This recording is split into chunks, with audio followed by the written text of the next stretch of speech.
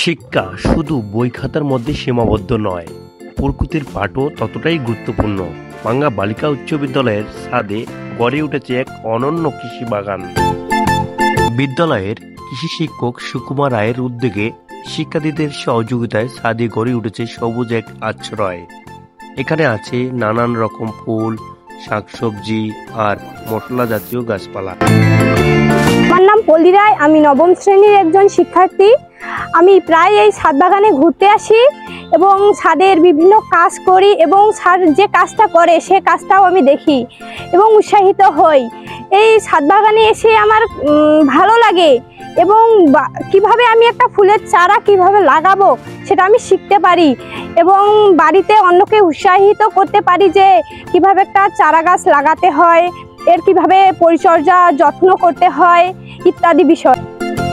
ছাত্রীরা এই কাজের মাধ্যমে শিখেছে কৃষি ব্যবহারিক শিক্ষা, পরিশ্রমের মূল্য আর প্রকৃতির সঙ্গে একত্রতা হওয়া।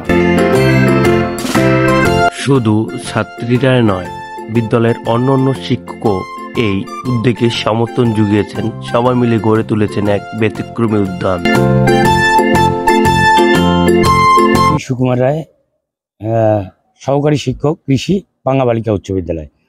এটি প্রথমে আমি শুরু করি কয়েকটি আমের গাছ দিয়ে, যে ছাদে বাগান করা সম্ভব কিনা। দেখি যে আমের গাছগুলো বেশ ভালো হয়েছে এবং পরবর্তীতে দেখলাম শিক্ষার্থীরাও খুব আগ্রহী এবং আমার সহপাঠী শিক্ষক যারা ছিল তারাও খুব সহযোগী ছিল। বিধায় পর্যায়ক্রমে দু একটি গাছ বেশ যোগ করতে করতে আজকে বাগানটি এই রূপ নিয়েছে। এটি আমার সম্পূর্ণ নিজ অর্থায়নে। তবে শিক্ষার্থীদের এখানে কায়িক শ্রমটি তারাই দিত বেশি, যার ফলে আজকে বাগানটি এই অবস্থায় দাঁড়িয়েছে।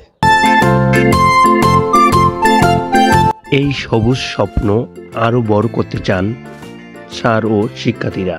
ভবিষ্যতে আরো বৈচিত্র্যময় গাছ লাগানোর পরিকল্পনা রয়েছে। শিক্ষার সঙ্গে প্রকৃতির বন্ধন পাঙ্গা বালিকা উচ্চ বিদ্যালয়ের এই ছাদ বাগানেই তার এক উজ্জ্বল উদাহরণ।